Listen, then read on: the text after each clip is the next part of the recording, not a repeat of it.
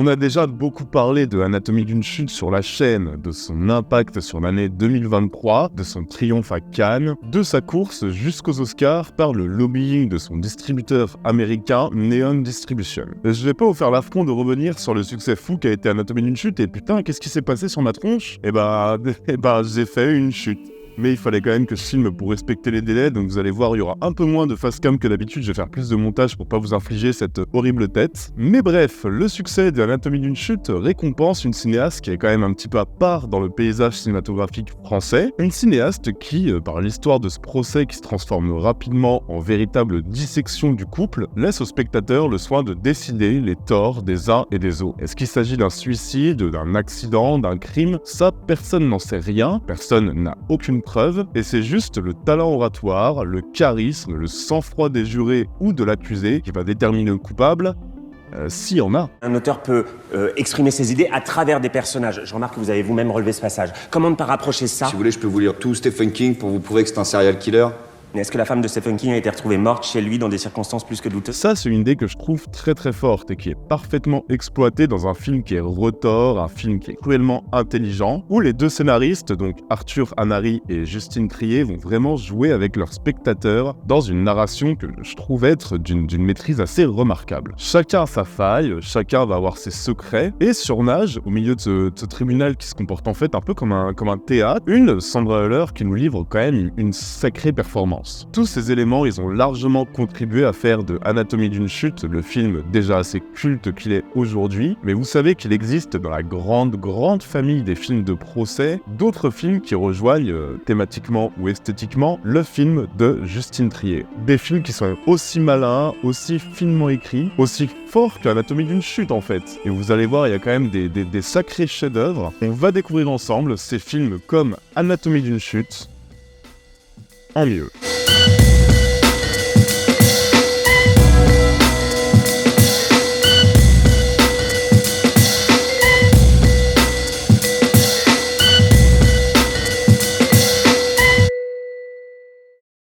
Bon, alors pour honorer au mieux le film de Justine Triet, je vous propose de commencer par rester dans le cinéma français et donc de commencer très fort avec un véritable, vraiment monument du 7e art, l'un des plus grands films français, réalisé par l'un des plus grands cinéastes français, avec l'une des plus grandes actrices françaises. Rien que ça. Et vous allez voir, il y a énormément de points communs avec Anatomie d'une chute. Je vous propose de parler ensemble du film La Vérité de Henri-Georges Clouzot. Bon alors, première similitude, comme Anatomie d'une chute, La Vérité s'est inspiré d'un procès qui a été quand même assez important à son époque, le procès de Pauline Dubuisson qui était jugée pour avoir potentiellement tué son ex-mari. À partir de là, Henri-Georges Clouzot nous présente Dominique Marceau, donc joué par Brigitte Bardot, qui est accusé d'avoir tué avec préméditation son amant, qui s'avère être aussi le nouveau fiancé de sa sœur. Devant le jury, Dominique, elle va se défendre tant bien que mal, alors que les preuves contre elle s'accumulent, et qu'en fait, tout l'accuse. C'est une femme qui a eu une enfance difficile, qui a eu des mœurs qui vont être jugées très très vite décadentes par un tribunal qui est hyper choqué de sa liberté de ton et de sa liberté sexuelle. Et en fait, on va presque plus juger les mœurs de la personne que la personne en question. À partir de là, le pitch, le lien avec Anatomie d'une chute, pour moi, il se fait tout seul. Et le portrait que dresse Henri-Georges Clouzot de son actrice principale, qui est incroyable, Brigitte Bardot, ça justifie à lui tout seul le visionnage du film. Je vais te laisser tranquille, pour toujours. Ah oui, le suicide. Ça, je sais, tout Paris est au courant. Seulement avec moi, ça ne prend pas, tu comprends ? Pauvre type, va. Dire que je t'ai trouvé beau.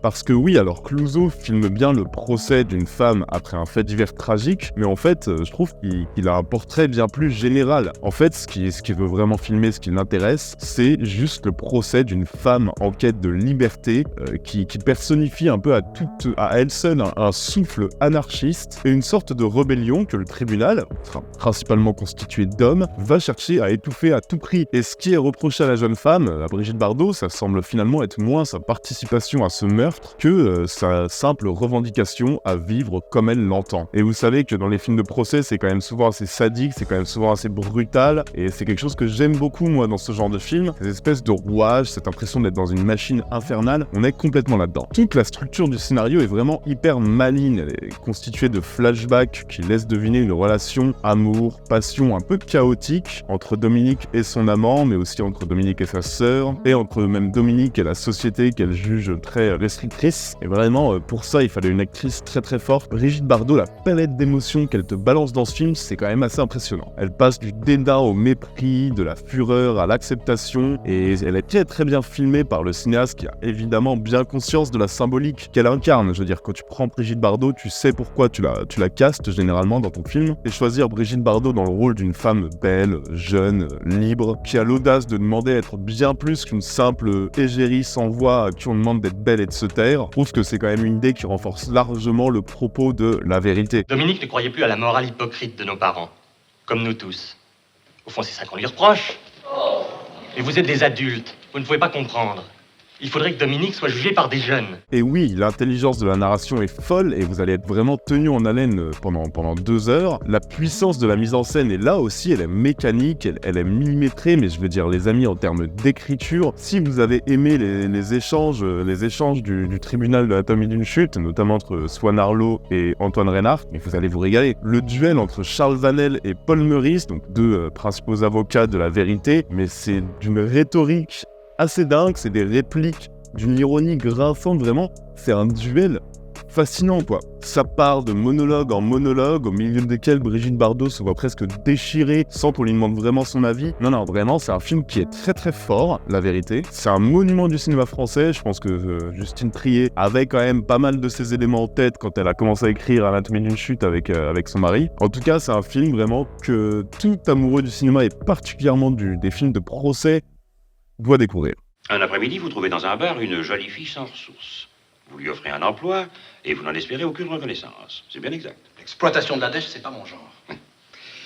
Pourtant, quelques semaines plus tard, vous lui offrez amicalement de devenir votre maîtresse. Alors pour le deuxième film, écoutez, on va rester sur du patron, hein, et du patron américain cette fois, parce qu'on va parler de Billy Wilder, qui va adapter une nouvelle de Agatha Christie dans un film pareil de procès au casting, vous allez voir complètement dingo, un film qui s'appelle Witness for the Prosecution. Ce film, c'est avec Anatomy of Murder de Otto Preminger, que j'aurais pu citer dans cette vidéo, mais je vais pas le faire parce que je le garde pour un autre projet dont je vous parlerai bientôt, qui est incroyable. Bref, ce film, c'est un des monuments du film de procès américain, et il met en scène Charles Lofton, qui est un avocat ultra réputé, qui sort d'un infarctus, et qu'on appelle pour défendre un homme accusé du meurtre de sa maîtresse qui était plus âgée que lui et évidemment très riche. Bon, j'avoue que l'histoire part un peu mal, parce que l'homme semble vraiment coupable, vraiment tout l'accuse, et pourtant l'avocat va accepter l'affaire et va se retrouver, vous vous en doutez, au milieu d'un mystère qui est bien plus opaque que prévu. On sait qu'on part sur une enquête généralement assez labyrinthique, intrigante et captivante. Si tu rajoutes à ça une mise en scène hyper intéressante de Billy Wilder et un casting hyper impliqué, on a vraiment de quoi avoir un grand film. Hey, Pauline, show us some legs. They rob you, Pauline, and then throw you Ronnie Siler. Come on, let's see them. We want legs. Come on, the trousers. All right, Pauline, if you won't show them, I will. Un film qui est étonnamment vraiment, mais je trouve rempli d'énergie et d'humour en fait, où les dialogues vont manier l'ironie et le cynisme et où ils vont s'enchaîner à toute vitesse. Vous allez voir, franchement, le nombre de répliques cultes, il est quand même assez hallucinant. Hein. Et d'ailleurs, beaucoup de ces répliques sont à mettre au compte de Charles Lofton, qui est juste immense dans ce film. Et en fait, c'est grâce à lui, je dirais, enfin, c'est grâce à l'écriture évidemment, mais la manière dont il s'accapare l'espace et dont il pète l'énergie. Mais en fait, on a l'impression que le film dure 20 minutes. Et c'est un film malin, c'est un film très ludique aussi, avec une succession de twists hyper surprenants et de faux semblants qui vraiment vont impliquer le spectateur. Et à côté de ça, t'as vraiment des idées de mise en scène de Billy Wilder où tout est toujours mobile, tout est toujours en mouvement, que ce soit des mouvements de caméra ou des mouvements des corps des acteurs qui jouent un peu comme au théâtre, puisque c'est cohérent. Je veux dire, ils jouent des personnages qui sont en représentation pour convaincre. Vraiment, c'est un film qui est toujours en mouvement, qui a des sacrés enjeux, qui est bien plus étrange que que prévu dans ses résolutions. Franchement, moi j'ai rarement été autant impliqué dans un film de procès. Hein. Frau Helm, it would appear, that when you first met the prisoner in Hamburg, you lied to him about your marital status. I wanted to get out of Germany, so... You lied, did you not? Just yes or no, please. Yes. Thank you.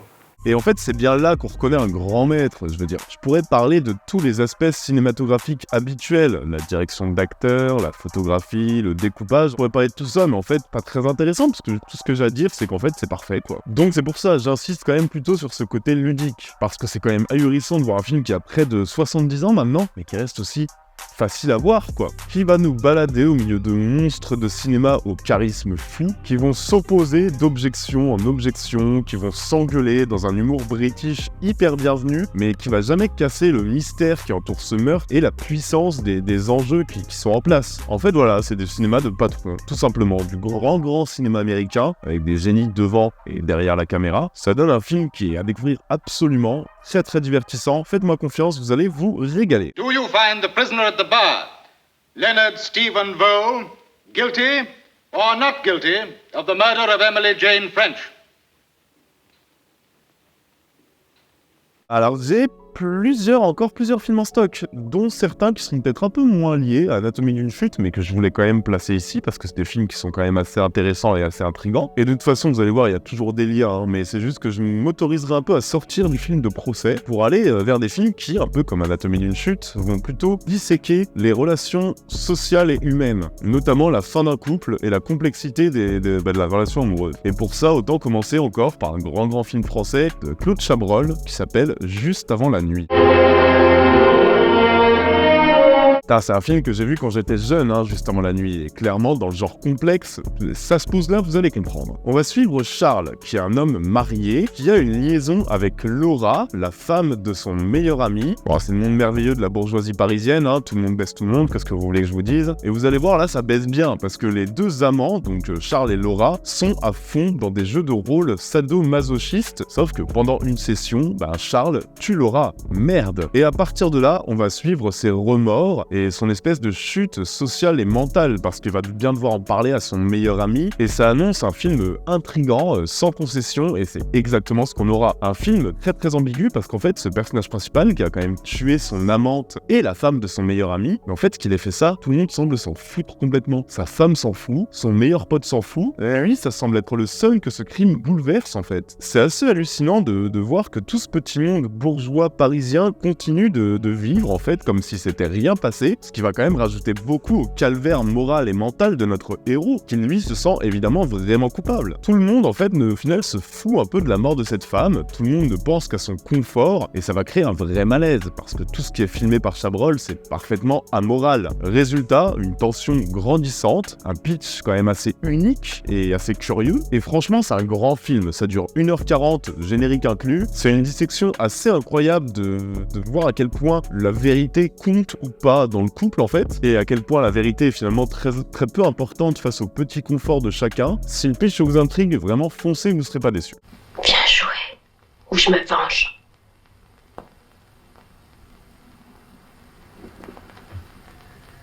Bon, j'ai aussi un autre film bien plus connu, mais qui a été une belle surprise en vrai, qui est adapté d'un phénomène littéraire. J'en parle rapidement, parce que bon, c'est pas non plus le chef-d'œuvre, on n'est pas sur Wilder, on n'est pas sur Chabrol, mais j'ai quand même plutôt apprécié le film Là où chantent les écrevisses.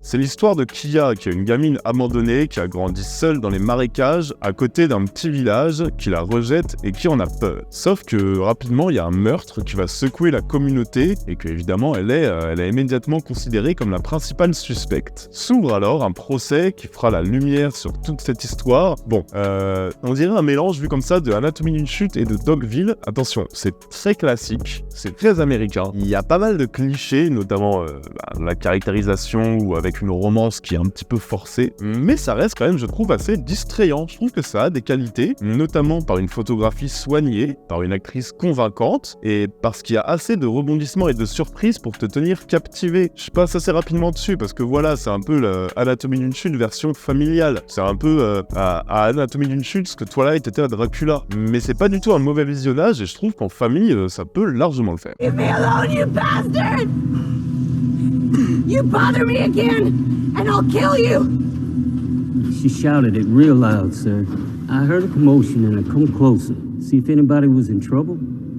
And there she was. Do you recognize the woman? Bon, et pour finir, un thriller autrichien que je trouve assez saisissant, qui s'appelle Lantana. C'est un film qui, sous forme de film choral, nous présente une intrigue hyper morbide sur la mort du couple, par plusieurs moyens, par l'infidélité, par la suspicion, par le deuil, par les sous-entendus, et à travers la disparition d'un psychiatre, on va juste suivre plusieurs destins croisés de couples qui se délitent et qui sont juste voués à l'échec. C'est un film qui a lui aussi une vraie anatomie d'une chute relationnelle en fait. Et c'est dur, hein, mais bon, c'est le cinéma australien, c'est quand même souvent assez sec, là c'est le cas, c'est dur, c'est tragique, c'est brut, mais c'est assez puissant dans ses thématiques et dans la description de ses relations pour vraiment vous marquer quoi. Je m'y attarde pas parce qu'on n'est pas vraiment sur un film de procès et parce qu'il y a déjà pas mal de films cités, mais sur un film qui dissèque vraiment la mort de l'amour, c'est quand même assez fort.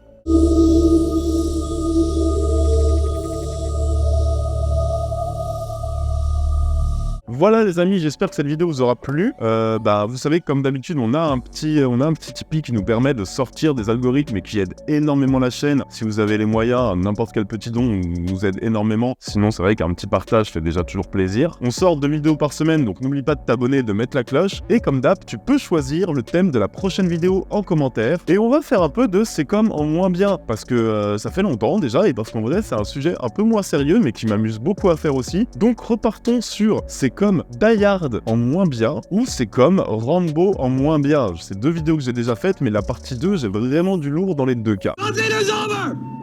Nothing! You just don't turn it off! It wasn't my war! You asked me, I didn't ask you! Nous, on se retrouve dans quelques jours pour une nouvelle vidéo. D'ici là, prenez soin de vous et n'oubliez pas que vous êtes les meilleurs. Moi, je vais soigner cette horrible balafre là. Ciao à tous, bisous!